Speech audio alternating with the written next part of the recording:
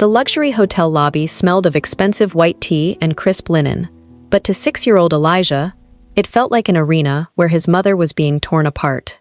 He stood by the velvet-wrapped pillar, his small fingers digging into the worn straps of his oversized backpack, watching the man in the bespoke gray suit tower over his mom. The man was his father, or at least, that was the word on the birth certificate.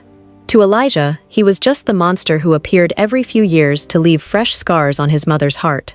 If you watch this story until the very last second, you will witness how a single, trembling sentence from a penniless 6-year-old boy managed to completely dismantle a multi-billion-dollar corporate empire, expose a decade-old international secret, and force the coldest billionaire in Seoul to bring his entire dynasty to its knees. What happened in this lobby wasn't just a confrontation. It was the exact moment a hidden destiny, buried for nearly 10 years under layers of corporate greed and broken promises, finally clawed its way into the light. The man, Marcus, let out a laugh that sliced through the soft piano music playing from the lobby speakers. "Look at you," Marcus sneered, his voice deliberately loud, drawing the eyes of wealthy guests checking into the 5-star resort. Still cleaning offices after all these years. Still scraping by on pennies. Look at your clothes, Maya. Look at that boy's shoes. His soles are practically peeling off. What kind of pathetic life have you given my son? Is this the grand future you stayed in Asia for? To be a glorified maid? Maya didn't yell. She never yelled. She simply stood there, her shoulders rigid, holding a stack of legal translation drafts she had stayed up until 4 a.m. completing. Her knuckles were white against the paper. Marcus, please, she whispered, her voice cracking as she tried to shield Elijah from the venom. Not here, not in front of him. We are just here to drop off the remaining paperwork for the final custody waiver you demanded. You got what you wanted. Just let us go. Oh, I'll let you go, Marcus scoffed, stepping closer, his shadow completely engulfing her smaller frame. But I want you to remember exactly what you are. A failure. You couldn't make it as a professional. You couldn't keep a husband. And you can't even buy your kid a decent meal without looking at the price tag. You're a statistical cliché, Maya. A broke, single black woman trying to survive in a country that doesn't want you, raising a boy who will grow up to realize his mother was nothing but a quitter. Maya's eyes filled with tears. She didn't look down because she didn't want him to see them fall, but one heavy drop escaped, tracing a wet path down her dark cheek. She felt completely hollowed out, stripped of her dignity in a room full of strangers who looked away to avoid the discomfort of her poverty. But Elijah was not looking away. He saw the tear. He saw his mother's trembling lips. He saw the woman who stayed up singing to him when he had a fever, the woman who walked 3 miles to save bus fare just so he could have a fresh apple with his lunch, being reduced to nothing by a man who smelled like expensive cologne and empty promises. Something fundamental broke inside the 6-year-old boy. The fear that usually kept him quiet vanished, replaced by an ancient, protective rage. Elijah marched forward, his worn sneakers squeaking against the polished Italian marble. He didn't stop until he was standing directly between his mother and the towering man, his tiny fists clenched so tightly his knuckles turned gray. He puffed out his chest, tilted his chin all the way back to look into Marcus's arrogant eyes, and screamed with every ounce of oxygen in his lungs. "You can't talk to my mom like that." The words exploded through the cavernous, high-ceilinged lobby like a physical blow. The soft clinking of porcelain cups at the tea lounge stopped instantly. The receptionist paused mid-sentence. Security guards at the entrance froze. Every single head in the luxury hotel turned toward the source of the sound. Marcus blinked, utterly blindsided by the sudden defiance of a child he considered an afterthought. He looked down, a cruel, amused smirk forming on his face. "Excuse me? What did you just say to me, you little brat? Do you even know who I am?" Elijah didn't take a single step backward. His voice trembled with a mixture of terror and absolute fury, but he kept it loud enough to ring against the glass walls. I said, "You can't talk to my mom like that. My mom works every single day. She cleans, she translates, she stays up all night until her eyes are red. She skips her lunch and tells me she isn't hungry just so I can eat the big chicken pieces. My mom isn't a failure." Maya gasped, reaching out to pull her son back, her heart leaping into her throat. "Elijah, sweetie, no, please, stop." But Elijah wasn't finished. The boy's chest heaved as he pointed a tiny, steady finger at Marcus's chest. "She's the strongest person in the whole world. She's my mom, and you're just a mean man who makes her cry. You don't get to talk to her. You don't get to look at her. Go away. The silence that followed was suffocating. The hotel staff, the wealthy tourists, the executives in tailored suits, everyone was staring. Maya sank to her knees right there on the marble floor, wrapping her arms around her son's small torso, burying her face in his faded dinosaur hoodie. She began to sob uncontrollably. It wasn't because Marcus's words had cut her deep this time. It was because in 10 years of fighting, struggling, and enduring isolation in a foreign land, nobody had ever stood up for her. Nobody had ever shielded her. Until now, through the tiny, fierce body of her 6-year-old son. Marcus's face turned an ugly, mottled red as he realized the entire lobby was judging him. He reached out angrily, his hand moving toward Elijah's shoulder. "You disrespectful little..." "Step away from the child immediately." The voice didn't come from a security guard. It was low, quiet, and possessed a terrifying, absolute authority that cut through the room like ice.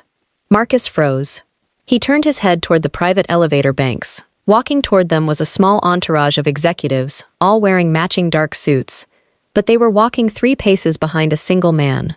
The man was impeccably dressed in a midnight blue 3-piece suit that cost more than Marcus made in a year. His hair was perfectly styled, his expression carved from granite, and his eyes were fixed entirely on the little boy. This was Kang Min-Jae.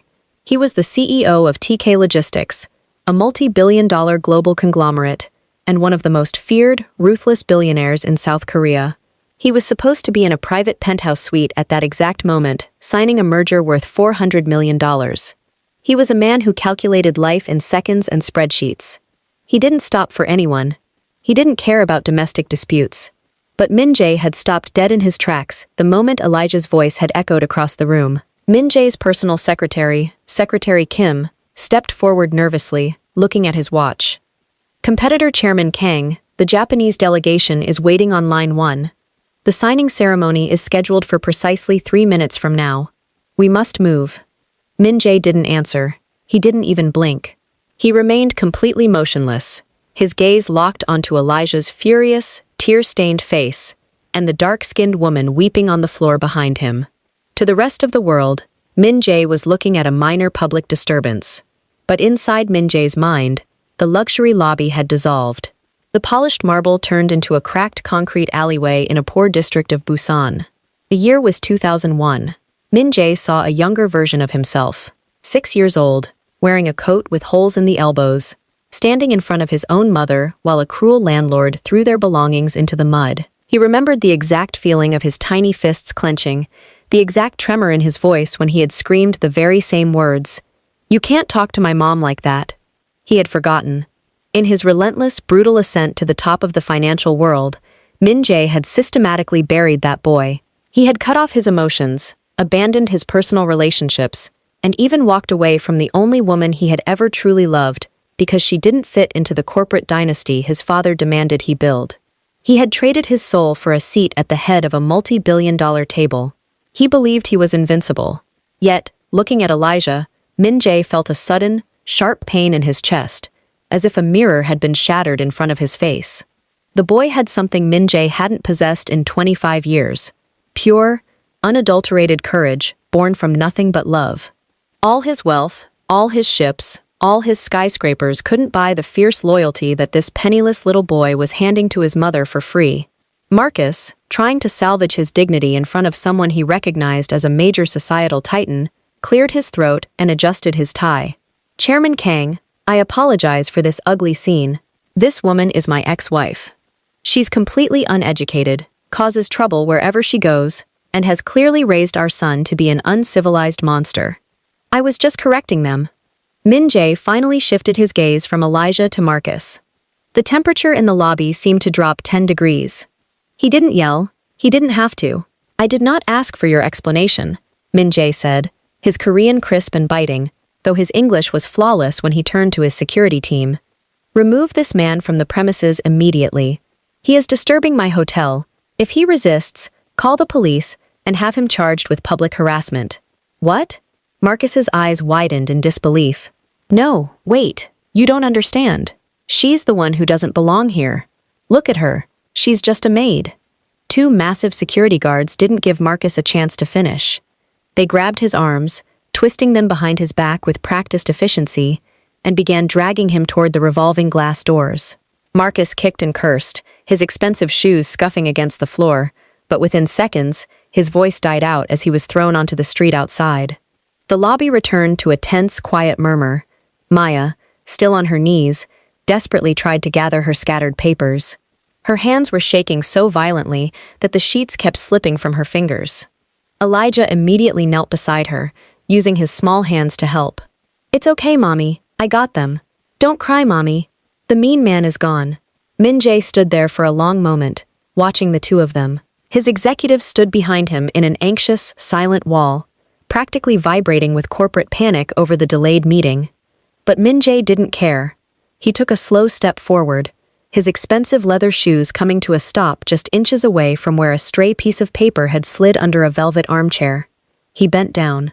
A billionaire CEO, whose time was valued at tens of thousands of dollars per minute, knelt on the floor to pick up a crumpled sheet of paper. As his fingers brushed the page, he realized it wasn't a translation document. It was a primary school scholarship application form for the prestigious Seoul International Academy. Attached to it was a photograph of Elijah, smiling brightly, alongside a typed essay. Min-Jae's eyes caught the title of the essay, printed in bold letters at the top. "My hero is my mother." He didn't mean to read it. He told himself to hand it back and walk to his elevator. But his eyes wouldn't move away from the words written by the 6-year-old boy. "My mom is my hero because she never sleeps until I am safe," the essay read in neat, careful child's handwriting. "She speaks 3 languages, but she never uses her words to hurt people, only to help them. When we only have 1 piece of bread, she tells me she is on a special princess diet, so I can have the whole thing. I know she is tired because her hands are always rough from cleaning, but when she holds me, they feel like silk. I don't need a dad or a big house. I just want to grow up fast so I can buy her a house with a big garden where she can sit down and never have to wash a floor again. I want to be smart so she can be proud of me." Min-Jae felt a tightening in his throat that he hadn't experienced since his mother's funeral a decade ago. The absolute purity of the boy's ambition hit him like a physical blow. The boy didn't want wealth for status, or power, or revenge. He wanted it simply so his mother wouldn't have to cry anymore. "Chairman Kang," Secretary Kim whispered, his voice frantic as he stepped closer. "The Japanese board is threatening to pull out of the venture if we do not log into the secure server within 60 seconds. We are talking about a $400 million loss. Tell them the meeting is rescheduled for tomorrow morning," Min-Jae said softly, his voice completely flat. "Sir?" Secretary Kim looked like he was about to have a medical emergency. "You cannot be serious. We have spent 8 months preparing this acquisition." "Reschedule it," Min-Jae repeated, turning his sharp eyes toward his secretary. "And if they refuse, cancel the merger entirely. If TK Logistics depends on 60 seconds to survive, then we are not a strong company. Leave me." The executives looked at each other in sheer horror, but nobody dared to argue with the dictator of TK Logistics. They bowed deeply and retreated back toward the offices, leaving Min-Jae alone in the vast space with the mother and child. Maya had finally managed to stand up, clutching the rest of her papers to her chest. She looked at Min-Jae, her dark eyes wide with a mixture of embarrassment and caution. She knew exactly who he was. His face was on the cover of every economic magazine in Asia. "Thank you, Chairman," she said, her voice quiet but steady, as she bowed her head in the traditional Korean gesture of respect. "I am deeply sorry for the disruption. My son didn't mean to shout. We will leave immediately." Min-Jae held out the scholarship application, his expression softening just a fraction. "He did not shout without reason," he said, speaking in fluent English with a deep, melodic cadence. "He was protecting his home. There is no need to apologize for that." Maya took the paper from his hand, her fingers briefly brushing his. "Is this yours?" Min-Jae asked, pointing to the name printed under the parent section, Maya Vance. "Yes, sir," she replied, shifting Elijah behind her hip defensively. Min-Jae looked at the name, then back at her face. A strange, elusive memory flashed in the back of his mind. A name from an old financial ledger from his early days when he first established the Kang Foundation for International Students. But he pushed it aside, assuming it was a coincidence. "You are a legal translator?" "I am," she said, a brief flash of professional pride cutting through her exhaustion. "I specialize in cross-border maritime law and corporate restructuring documentation." "But, Structural opportunities have been limited lately, so I manage the night shift maintenance team here to ensure a stable income for my son's visa requirements. Min-Jae nodded slowly. A woman who understood maritime law and corporate restructuring was working as a late-night cleaner. He knew the brutal reality of Korean corporate culture. A foreign single mother, regardless of her brilliance, faced an almost impenetrable wall of prejudice. He looked down at Elijah, who was still staring at him with a mixture of curiosity and residual caution. "What is your name, young man?" "Elijah," the boy said clearly, refusing to hide behind his mother now. "Elijah Vance." "Elijah," Min-Jae repeated, testing the weight of the name. "You are very brave. But in the world of adults, shouting isn't always enough to protect your mother. Do you know what the strongest weapon is?" Elijah tilted his head. "A sword?" "No," Min-Jae said, tapping his own temple. "Power. Power born from knowledge. If you are truly smart, if you become undeniable, no one will ever dare to speak to your mother with disrespect again. They won't even look at her without bowing." Elijah's eyes widened. "Can you teach me how to get that power?" Maya immediately placed a hand on Elijah's shoulder. "Elijah, do not bother the chairman. We must go to your school bus." Min-Jae reached into his breast pocket and pulled out a sleek, black titanium business card with nothing but his name and a private phone number embossed in gold. He handed it to Maya. "If your translation work is as precise as your son's defense, I have several complex European acquisition contracts that my current legal team is struggling to decipher. Come to my office tomorrow morning at 9. Let us see if your mind matches your dignity." Maya stared at the black card in her hand as if it were a piece of alien technology. "Chairman, I don't know what to say." "Don't say anything," Min-Jae said, turning around, his coat billowing slightly behind him as he walked toward his private elevator. "Just don't be late." That night, in his sprawling penthouse overlooking the neon grid of Seoul, Kang Min-Jae could not sleep. He stood by the floor-to-ceiling glass, a glass of expensive scotch untouched in his hand. For the past 15 years, his mind at night had been a chaotic storm of stock tickers, shipping routes, and political maneuvers. But tonight, the silence of his massive, empty apartment felt deafening. He walked over to his mahogany desk and opened a secure, encrypted digital folder containing the historical records of the Kang Foundation. He typed in the name, Maya Vance. A file popped up from 9 years ago. Min-Jae's breath hitched in his throat. There was a scanned photograph of a younger Maya, her eyes bright with hope, holding a bachelor's degree from a top university in London. Underneath her profile was the financial ledger, recipient of the Kang Min-Jae International Leadership Scholarship. It had been his very first philanthropic project, launched with his personal funds before his father forced him to merge the foundation into the main corporate entity. He had personally approved her funding, because her essay on global trade laws had been brilliant. But shortly after her arrival in Korea, his father had discovered his secret relationship with another woman, a commoner, and had forced Min-Jae into an arranged marriage with a shipping heiress to secure the company's future. In the chaotic, agonizing years that followed, years of a loveless marriage that ended in a bitter divorce, years of fighting his siblings for the crown of TK Logistics, Min-Jae had completely lost track of the foundation's students. Maya had been one of them. The scholarship that had brought her to Korea, the opportunity that had shaped her life, had come directly from him. And yet, due to the cruelty of life and a toxic marriage to a man who had isolated and abandoned her, she had ended up cleaning the very floors of the hotel his company owned. The universe, Min-Jae realized with a sudden, chilling clarity, had brought her back into his path through the mouth of her 6-year-old child. Kindly take a moment to like this video, subscribe to Afro-Seoul Stories, and share your thoughts in the comments section below. Do you think Chairman Min-Jae will be able to help Maya and Elijah, or will his corporate world tear them apart? Your support helps our community grow, so don't forget to hit that notification bell. Now, let's find out what happened the next morning. The next morning, at precisely 8:55 a.m., Maya stood outside the towering glass monolith of the TK Logistics headquarters. She wore her only formal outfit, a neat, charcoal gray pantsuit that was slightly faded at the seams but immaculately pressed. Elijah stood beside her, his hair neatly combed, holding his backpack with both hands. "Mommy, is this where the scary rich man lives?" Elijah whispered, looking up at the skyscraper that seemed to pierce the clouds. "He's not scary, Elijah. He's an opportunity," Maya said, her heart hammering against her ribs. She didn't want to admit to her son how terrified she was. If this meeting went wrong, She could lose her cleaning contract at the hotel, which would mean immediate deportation due to visa lapses. She was gambling everything on a black titanium card. They walked through the grand lobby, where security guards immediately intercepted them. "Can I help you?" one asked, his eyes scanning Maya's faded suit with suspicion. "This area is for employees and scheduled clients only." Maya didn't hesitate. She pulled out the titanium card and handed it to him. "I have an appointment with Chairman Kang." The guard's entire demeanor shifted instantly. His posture went completely rigid, and his jaw practically dropped. He looked at the card, then at Maya, then at the little boy in the dinosaur hoodie. "Right this way, ma'am. The chairman is expecting you." They were escorted to a private, high-speed elevator that bypassed 40 floors, shooting directly to the top penthouse executive suite. When the doors opened, Secretary Kim was waiting for them, looking significantly less stressed than the previous night, but infinitely more curious.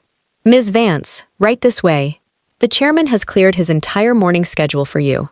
Maya's eyes widened. The entire morning? For a freelance translator? Min-Jae's office was massive, dominated by a minimalist concrete aesthetic, black marble desks, and a panoramic view of the Han River. Min-Jae sat behind his desk, reviewing a thick stack of papers. When the doors opened, he closed the folder immediately and stood up. "You are precisely on time," Min-Jae said, gesturing to a pair of plush leather chairs across from him. "Please, sit." Maya sat down, keeping her posture perfectly straight, while Elijah sat beside her, his legs dangling several inches above the floor. "Thank you for seeing us, Chairman," Maya began, placing a leather folder of her own on the desk. "I brought my portfolio, including certifications in maritime law translation, and my academic transcripts from my time under the Kang Foundation scholarship." Min-Jae didn't look at the portfolio. "I already know about the scholarship, Ms. Vance.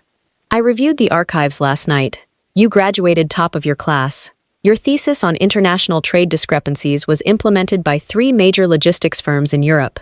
Why are you cleaning my hotel?" Maya's breath caught. She didn't expect him to know, let alone bring it up so bluntly. She looked down at her hands, her fingers intertwining. "My ex-husband, Marcus.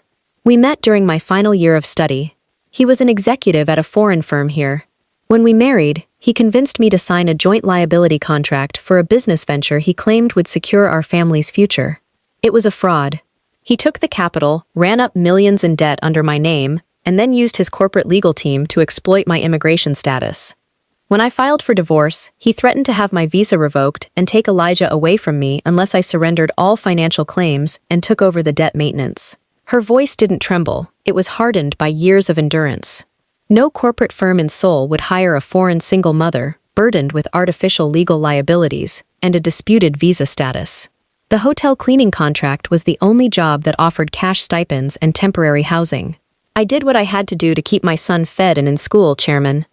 Poverty isn't a reflection of my intellect. It's a reflection of my circumstances." Min-Jae listened in absolute silence.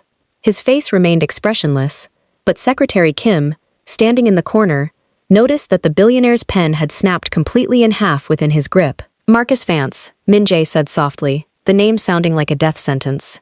"His company is a minor subcontractor for our European shipping routes, if I am not mistaken." "Yes, sir," Secretary Kim answered immediately. "Vance Enterprises provides mid-level customs brokerage in Rotterdam. Cancel their contracts," Min-Jae ordered coldly, throwing the broken pen into the wastebasket. "Effective immediately. Find a new broker by noon." "Sir?" Maya gasped, her eyes widening. "You don't have to do that. I do not make business decisions based on personal feelings, Ms. Vance," Min-Jae interrupted, his eyes boring into hers. "I make them based on risk. A man who frauded his family and uses legal extortion is an unstable variable. I do not do business with unstable variables.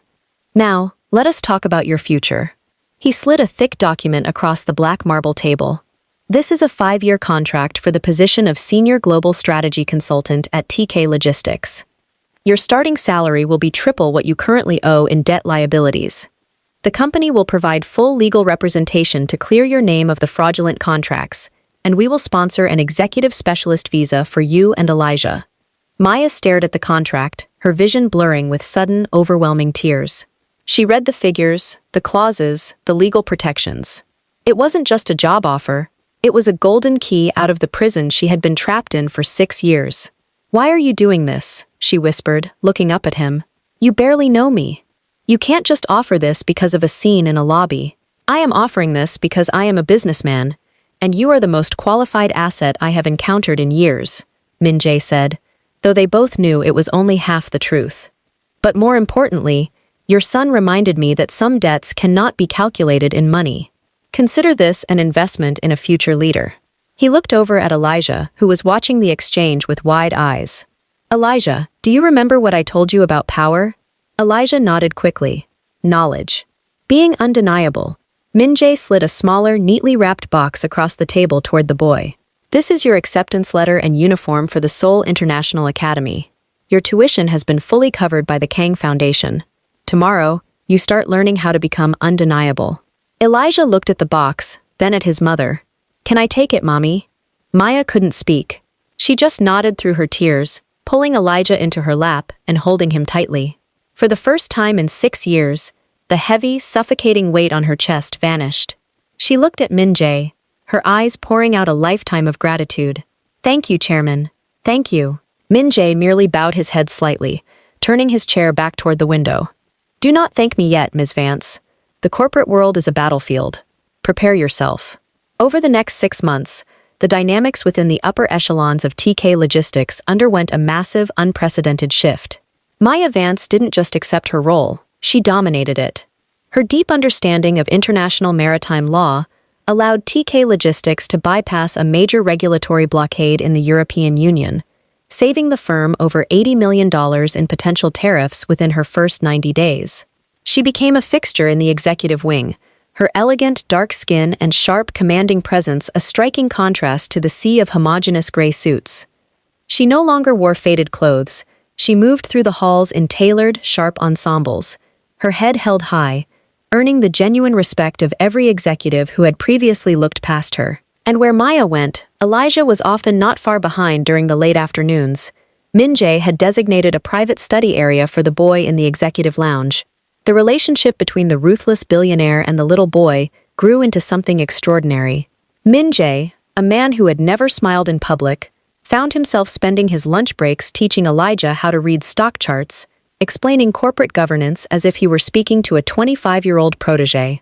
He took Elijah to his first traditional Korean archery lesson, watching with a rare, quiet pride as the boy adjusted his grip, his small face filled with the same fierce focus he had shown in the hotel lobby. And slowly, imperceptibly, the walls around Min-Jae's heart began to crumble. He started leaving the office at 6 p.m. instead of midnight. He started joining Maya and Elijah for simple dinners at a small, traditional Korean restaurant near their new apartment, an apartment Min-Jae had personally selected for its security and its large, sunlit garden. A quiet, profound romance began to bloom between Min-Jae and Maya. It wasn't a sudden, loud passion, but a deep, slow-burning connection built on mutual survival, intellectual equality, and shared scars. They were two people who had been broken by the world in different ways, finding a strange, perfect alignment in each other's presence. But the peace they had built was entirely too fragile. In his luxury penthouse across town, Marcus Vance was staring at a notice of bankruptcy. The cancellation of the TK Logistics contracts had triggered a domino effect. His creditors had panicked, his international accounts had been frozen, and his reputation in Europe was completely ruined. He was desperate, furious, and bleeding money. He slammed his fist onto his glass desk, looking at a tabloid article his assistant had brought him. The headline featured a grainy photograph of Chairman Kang Min-Jae walking out of a restaurant, holding hands with a young black boy, while Maya walked beside them. The caption read, "The Ice King softens. Is TK Logistics chairman preparing an unexpected successor?" Marcus's eyes narrowed, a malicious, greedy smirk spreading across his face. "So that's your game, Maya," he hissed to himself. "You found a billionaire to play daddy, and that old man thinks he can take my son to build his empire." Marcus called his high-priced corporate lawyers immediately. "I need you to file a motion for the immediate revocation of the custody waiver I signed 6 months ago. I want a full, high-profile international custody battle for Elijah Vance." "Sir," his lawyer hesitated over the phone, "you signed a legally binding waiver. On what grounds can we dispute it?" "On the grounds of parental alienations and cultural instability," Marcus shouted, his voice cracking with greed. "That woman has taken my son into the home of a foreign billionaire who has no legal relationship to him. They are using my child as a PR stunt for their company. I am his biological father. If Kang Min-Jae wants to keep playing father to my kid, he's going to have to pay me $50 million to walk away. And if he doesn't, I'll drag his company's name through every tabloid from Seoul to New York. The legal ambush came on a Tuesday afternoon. Maya was in the middle of a high-level briefing regarding an upcoming terminal acquisition when Secretary Kim entered the boardroom, his face completely pale. He approached Min-Jae and handed him a legal summons. Min-Jae read the document, his eyes turning into chips of dark flint. "What is it?" Maya asked, noticing the sudden, tense silence in the room. Min-Jae handed her the paper. "Marcus has filed an emergency petition in the Seoul family court," he said, his voice terrifyingly calm. "He is accusing you of maternal negligence, leveraging your past debt, which his lawyers are claiming proves financial instability, and alleging that I am unlawfully retaining the child for corporate public relations. He is demanding full custody of Elijah, and an immediate injunction to bar you from leaving the country." Maya's world spun. She gripped the edge of the mahogany table, the air leaving her lungs in a sharp gasp. No, he can't do this. He abandoned him. He signed the waiver. His lawyers are exploiting a loophole in international custody transitions, Min-Jae said, standing up and buttoning his suit jacket. He isn't doing this for the boy, Maya. He is doing this because he is bankrupt. He thinks I will pay him off to avoid a public scandal. Then let's pay him, Maya cried out, her maternal instincts overriding everything else. I don't care about the money, Min-Jae. I will give him every cent of my salary. I will take out loans.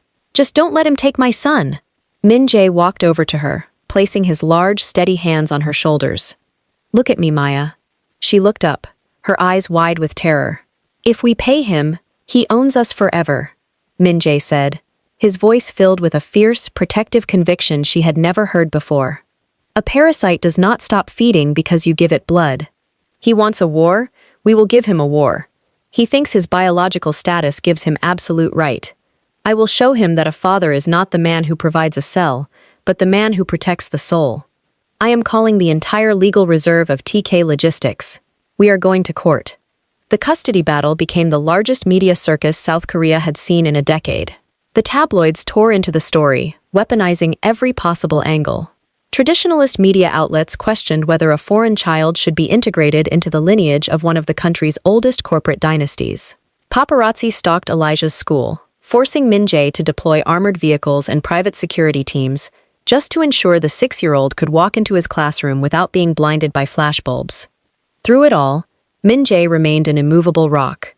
He didn't hide his involvement. Every single day of the preliminary hearings, he walked into the courthouse holding Maya's hand on his right and Elijah's hand on his left, facing the wall of cameras with a cold, defiant glare that warned the world to step back. The final, decisive hearing arrived on a freezing morning in November. The courtroom was packed to maximum capacity with journalists, corporate lawyers, and high-ranking members of the Kang family who wanted to see Min-Jae fail.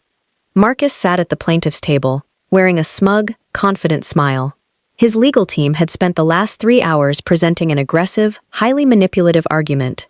Your Honor, Marcus's lead attorney argued, pacing before the judge. My client admits he made financial mistakes in the past, but he is the biological father. Ms. Vance has brought this child into a volatile, high-pressure corporate environment. Chairman Kang Min-Jae has no legal, familial, or marital tie to this boy.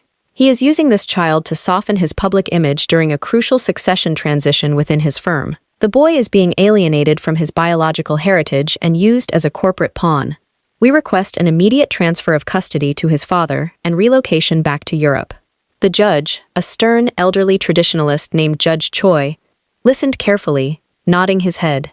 He looked over at the defense table, where Maya sat, her face pale, but her eyes fierce. Beside her, Min-Jae sat completely still, his gaze fixed on the judge. Before I make my ruling, Judge Choi said, his voice echoing in the silent courtroom, I want to hear from the child himself. In cases of international dispute, the emotional stability of the minor is paramount. Bring Elijah Vance to the stand. Maya squeezed Elijah's hand as he stood up. It's okay, my love. Just tell the truth, she whispered, her heart breaking at the sight of her little boy walking up to the massive wooden witness box. Elijah climbed up onto the large chair, his small body looking tiny against the formal, intimidating architecture of the courtroom. The judge looked down at him, his expression softening slightly. Elijah, do you know why you are here today?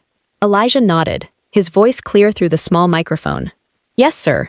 You're trying to figure out who I'm supposed to live with. Correct, Judge Choi said. I have listened to your father's lawyers, and I have listened to your mother's lawyers. They have talked a lot about money, about big houses, about schools, and about futures. But I want to ask you a very simple question, and I want you to answer from your heart. If you could choose anyone in the entire world to live with, anyone who would make you feel safe and happy, who would you choose? The courtroom held its collective breath. Marcus leaned forward, a greedy glint in his eye, confident that the boy's memory of his past luxury would sway him, or that the sheer pressure would cause him to cry. Maya closed her eyes, praying silently. Elijah didn't look at Marcus. He didn't look at the cameras. He looked straight at the judge, then his eyes drifted down to his mother. I choose my mom, Elijah said, his voice completely steady, carrying a maturity that stunned everyone in the room. My mom is my home. It doesn't matter if we live in a big house or a tiny room. It doesn't matter if she cleans floors or works in a big office. When I am scared, she holds me. When I am sad, she makes me laugh. She never gave up on me even when we had nothing. I don't need a dad's money. I already have everything I need right there. Marcus's face fell instantly. The lawyer tried to speak, but the judge raised a hand to silence him. Elijah then turned his head, his gaze landing squarely on Kang Min-Jae. The billionaire's heart seemed to stop beating as the little boy pointed to him. But if it's okay with you, Judge, Elijah continued, a soft, beautiful smile breaking across his small face. I'd like him to stay too. The judge blinked. You want Chairman Kang to stay? Why? Because he's the only man who ever looked at my mom the way I look at her, Elijah said, his voice echoing with absolute purity. He didn't look at her like she was poor or different. He looked at her like she was important. He taught me that power isn't about hurting people. It's about having the strength to protect the people you love. He doesn't have my blood, sir, but he's my dad.